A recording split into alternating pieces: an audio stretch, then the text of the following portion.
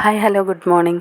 അപ്പം ഞങ്ങൾ ആറ്റുകാൽ ദേവീക്ഷേത്രത്തിൽ പൊങ്കാല ഇടാൻ പോവുകയാണ്. വെളുപ്പിന് 2:30 തന്നെ ഞങ്ങൾക്ക് വീട്ടിൽ നിന്ന് ഇറങ്ങേണ്ടതുണ്ടായിരുന്നേ. അതുകൊണ്ട് 1 മണിക്ക് തന്നെ എണീറ്റ് കുടിക്കാനുള്ള വെള്ളവും തിളപ്പിച്ച് വെച്ച് കുളിക്കാനുള്ള വെള്ളവും ചൂടാക്കി കുളിച്ചിട്ട് വന്ന് ദോശയും ചുട്ട് കടലക്കറിയും ചൂടാക്കി അച്ഛനും അമ്മയ്ക്കും എടുത്ത് വെച്ചു. എന്നിട്ട് പൊങ്കാലയ്ക്കുള്ളതെല്ലാം തന്നെ തലേന്നേ ഒരുക്കി വെച്ചിട്ടുണ്ടായിരുന്നു. അത് ഓട്ടോയിൽ കയറ്റി ചേട്ടൻ ഞങ്ങളെ പുനലൂർക്ക് കൊണ്ടുപോയി വിട്ടു. അവിടെ നിന്നും KSRTC ബുക്ക് ചെയ്തിട്ടുണ്ടായിരുന്നേ. ഞങ്ങൾക്ക് ഒരാൾക്ക് 400 രൂപ വെച്ചിട്ടാണ്. പിന്നെ 100 രൂപ ഞങ്ങൾ അടപ്പിനും കൊടുത്തിട്ടുണ്ടായിരുന്നു. അങ്ങനെ ടോട്ടൽ 500 രൂപയാണ് നമ്മളെ കൊണ്ടുപോയിട്ട് തിരിച്ച് അതേപോലെ തന്നെ കൊണ്ടുവന്നാക്കുകയും ചെയ്യും. നേരം നന്നായിട്ട് വെളുത്ത് വരുന്നതേ ഉള്ളൂ. പൊങ്കാല ഇടാനുള്ള സ്ഥലത്ത് ഞങ്ങൾ എത്തിയിട്ടുണ്ട്. അങ്ങനെ പൊങ്കാല ഇടാനുള്ള സ്ഥലമൊക്കെ കണ്ടുപിടിച്ച് കേട്ടോ. അവിടുന്ന് തന്നെ നമുക്ക് ചുടുകട്ട തരുമായിരുന്നു. എന്നിട്ട് ചുടുകട്ട മേടിച്ചുകൊണ്ട് വന്നിട്ട് കലമൊക്കെ എടുത്ത് വെച്ച് ഗണപതി പടുക്കയൊക്കെ ഇട്ടു. 9:45 ഭദ്രദീപം കൊളുത്തുന്നത്. അപ്പം നമ്മൾ പൊങ്കാല ഇടാനിരിക്കുന്നിടത്തായിട്ട് ഒരു സ്റ്റേജ് ഉണ്ട്. ആ സ്റ്റേജിൽ ദേവിയുടെ വലിയൊരു ഫോട്ടോ വെച്ചിട്ട് പൂജയും കാര്യങ്ങളുമൊക്കെ നടത്തുന്നുണ്ട്. അതിന് മുന്നിലായിട്ട് ഒരു ഭണ്ഡാര അടുപ്പുമുണ്ട്.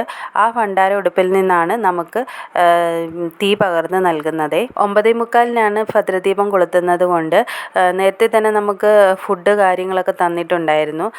ചിലർ ഫുഡ് കഴിക്കും, ചിലർ പൊങ്കാല നേദിച്ചതിന് ശേഷം മാത്രമേ ഫുഡ് കഴിക്കാറുള്ളൂ. ഞങ്ങൾ ഫുഡ് കഴിച്ചായിരുന്നേ. ഞങ്ങൾ പൊങ്കാല മാത്രമേ ഇടുന്നുണ്ടായിരുന്നുള്ളേ. അപ്പം ഞങ്ങളുടെ തൊട്ടപ്പുറത്തിരുന്ന ഒരു ചേച്ചിയും മകളും തെരളിയപ്പവും മണ്ടപ്പുറ്റുമൊക്കെ ഉണ്ടാക്കുന്നുണ്ടായിരുന്നു. ദേവിക്ക് ശർക്കര പായസം പോലെ തന്നെ ഭയങ്കര പ്രിയപ്പെട്ടതാണ് മണ്ടപ്പുറ്റ്, തെരളിയപ്പം, വെള്ളച്ചോറ്, പാൽപ്പായസം. ഇതൊക്കെയും ദേവിക്ക് ഭയങ്കര പ്രിയമെന്നാണെന്ന് പറയുന്നത്. ചിലരൊക്കെ ഇതെല്ലാം തന്നെ ഉണ്ടാക്കാറുണ്ട്. ചിലർ പായസം മാത്രം ഉണ്ടാക്കുന്നവരുണ്ട്. ചിലർ മണ്ടപ്പുറ്റും തെരളിയപ്പവും കൂടി ഉണ്ടാക്കുന്നവരുണ്ട്. ഞങ്ങൾക്കും ഇത് കണ്ടപ്പോൾ ആഗ്രഹം തോന്നി ഇങ്ങനെ ഉണ്ടാക്കണമെന്ന്. ദേവി അനുഗ്രഹിച്ചാൽ അടുത്ത പ്രാവശ്യം വരുമ്പോൾ ഞങ്ങളും ഉണ്ടാക്കും. അങ്ങനെ സമയം ഏകദേശം 9:45 ആയിട്ടുണ്ട്. ഭദ്രദീപം കൊളുത്തിയിട്ട് പൊങ്കാല അടുപ്പിൽ നിന്നും തീ പകർന്ന് എല്ലാ പൊങ്കാല അടുപ്പിലേക്കും നമുക്ക് തന്നിട്ടുണ്ട്. നമ്മൾ ഈ പൊങ്കാല അർപ്പിക്കുന്ന അത്രയും സമയം നമ്മളൊന്നും തന്നെ ചിന്തിക്കാറേയില്ല. നമ്മുടെ കഷ്ടപ്പാടുകളോ ദുരിതങ്ങളോ സുഖങ്ങളോ ഒന്നും തന്നെ നമ്മൾ ചിന്തിക്കാറേയില്ല.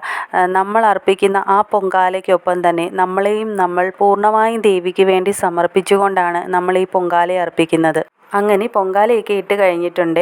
2:15 പൊങ്കാല നീദിക്കാൻ എത്തുന്നത്.